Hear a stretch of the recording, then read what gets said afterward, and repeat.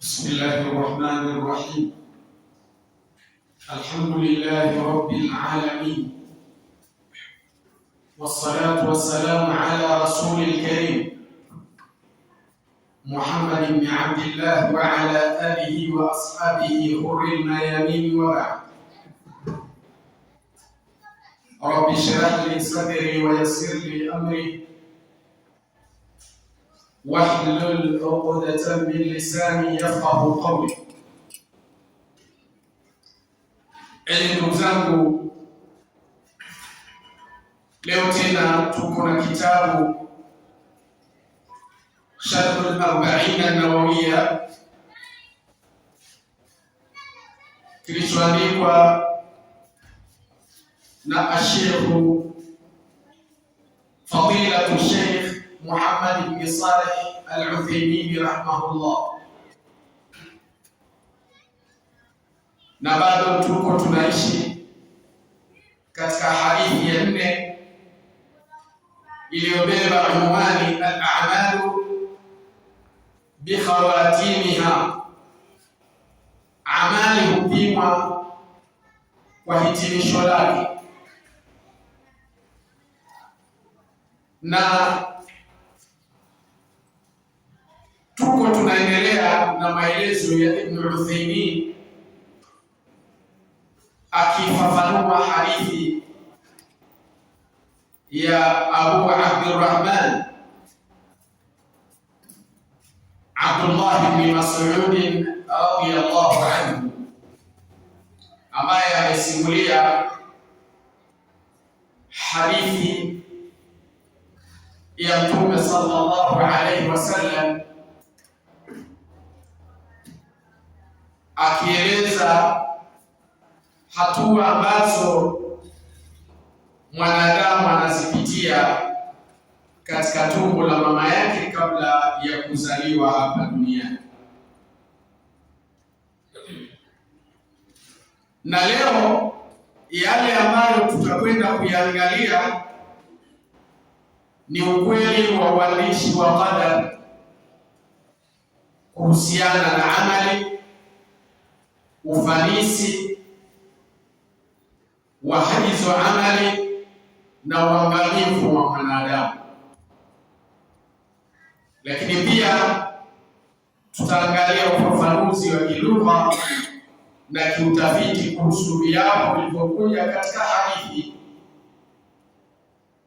Vile vile athari ya nia iliyojificha moyoni, yani dasisa, na jinsi inavyoweza kumbadilisha mtu mwishoni mwa umri wake.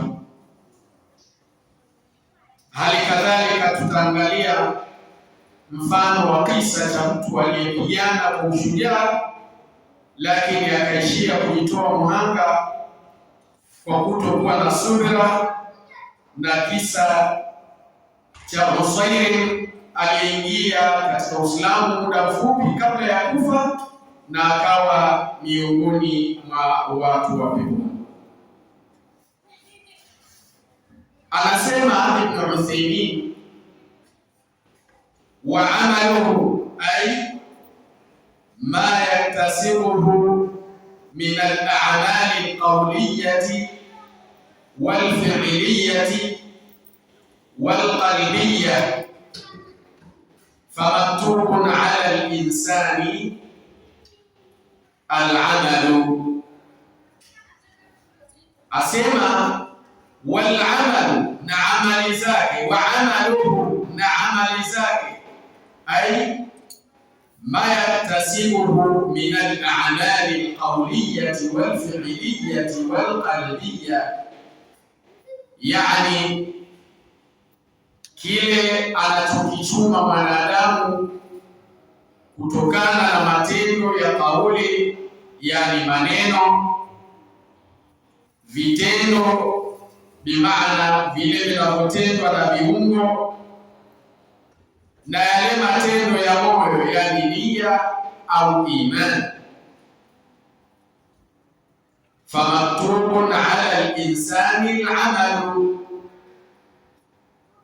asema basi amali ya mwanadamu imekwisha andikwa. Famaktubun ala al-insani al-amalu, hivyo basi amali ya mwanadamu imekwisha andikwa. Wa shaqiyun au sa'idun, hadhihi nihaya, asema na mtu kuwa mwovu, yani mwenye mashaka, au kuwa mwema, yani mwenye kufuzu, ndio hitimisho lake. Wasaidu huwa alladhi tamma lahu alfarhu wassururu, na mwenye kufuzu yani as-sa'id ni yule aliyekamilishiwa furaha na bashasha. Washaqiyu bilaksi, na mwovu yani ashaqi ni kinyume chake. Tamam. Qala Allah ta'ala faminhum shaqiyyun wa sa'idun, amesema Allah mtukufu, faminhum shaqiyyun wa sa'idun, basi miongoni mwao yupo aliyekuwa na mashaka, yani aliyeangamia, na yupo mwenye kufuzu, yani aliyeokoka. Fa amma alladhina shaqu fa fi an-nari lahum fiha zafirun wa shahiqun, asema ama wale waliokuwa na mashaka basi watakuwa motoni, humo watapata sauti za kuugua kwa maumivu makali, yani zafir, na kushusha pumzi kwa shida, yani shahiq. Khalidina fiha ma damat as-samawati wal ardu illa ma sha'a rabbuka inna rabbaka fa'alun lima yurid. Kisha akasema Allah, watadumishwa humo motoni muda wa kudumu mbingu na ardhi, isipokuwa kile alichokitaka Mola wako mlezi. Hakika Mola wako mlezi ni mwenye kutenda sana alitaka.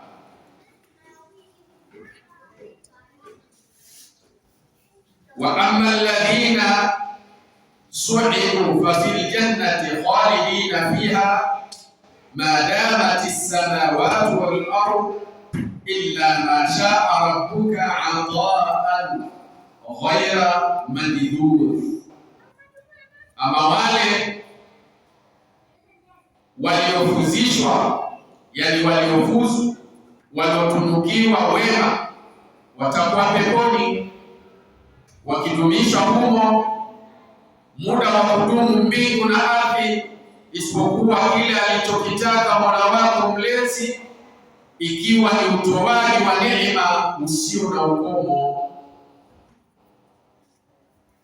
Tamam.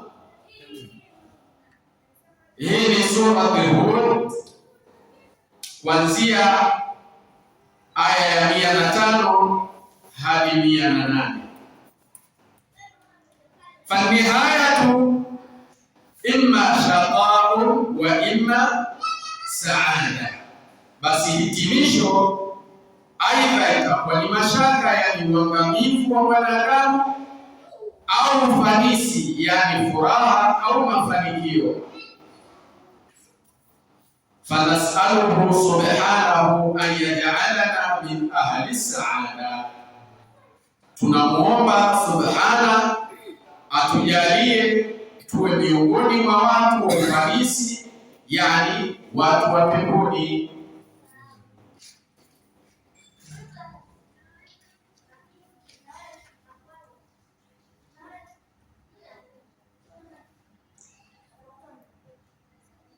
Qala fa wallahi alladhi la ilaha ghayru, amesema basi naapa kwa Allah ambaye hakuna Mungu wa hadhihi aljumlatu qablu innaha mudrajatun min kalami Ibn Mas'ud radiyallahu anhu. Anasema Ibn Uthaymeen, sentensi hii ambayo ni sehemu ya hadithi ya Ibn Mas'ud, kabla yake, yani sentensi hii kabla yake ni ile iliyoingizwa, yani mudraja min kalami Ibn Mas'ud radiyallahu anhu, kutokana na maneno ya Ibn Mas'ud, radhi za Allah ziwe juu yake. Walaysat min kalami nabii sallallahu alayhi wasallam, na si katika maneno ya Mtume sallallahu alayhi wasallam. Yani haya maneno fawallahi alladhi la ilaha ghayruhu. Sawa, wanawachuoni wanasema sentensi hii, jumla hii kabla yake imeingizwa, yani mudraja, kutokana na maneno ya Ibn Mas'ud radhiyallahu anhu, na si katika maneno ya Mtume sallallahu alayhi wasallam.